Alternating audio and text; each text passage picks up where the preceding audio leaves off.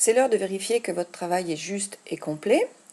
Donc vous avez dû positionner 3 organes, les poumons, le cœur et un organe.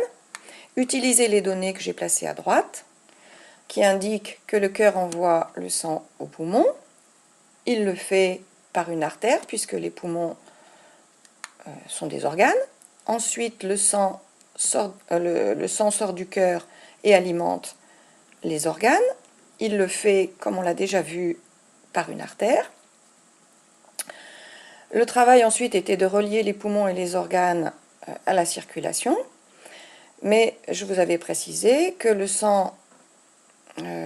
le cœur envoie le sang aux poumons avant de l'envoyer aux organes. Donc nécessairement, le sang sort des poumons par une veine et va au cœur.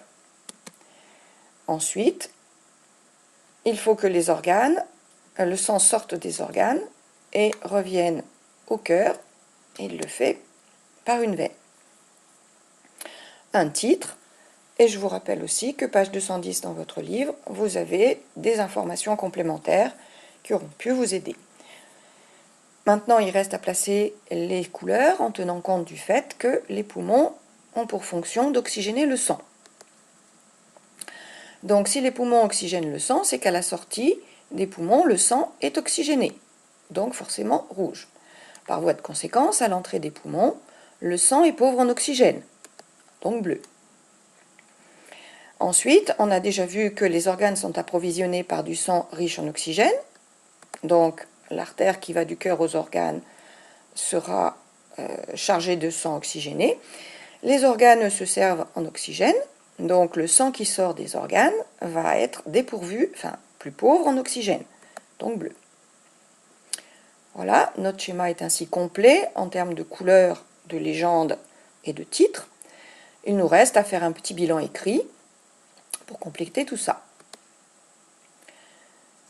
Alors, un circuit court représenté par l'alimentation des poumons en sang pauvre en oxygène. Du sang oxygéné retourne au cœur. Le trajet est en cours, on parle de petite circulation. Ensuite, par opposition, les organes sont approvisionnés en sang oxygéné, se servent en oxygène et le sang remonte au cœur, pauvre en oxygène. Ce trajet est beaucoup plus long. On imagine pour approvisionner les muscles des orteils, le trajet est tellement long qu'on parle de grande circulation. Maintenant, il vous reste à placer l'élément anatomique nécessaire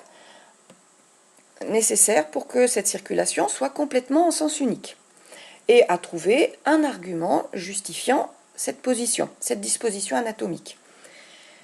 On vérifiera votre travail et la position de l'élément anatomique lors de notre prochaine séance. On le vérifiera aussi de manière concrète. Dans cet objectif, vous penserez à amener une blouse. Merci de votre attention et à la prochaine fois.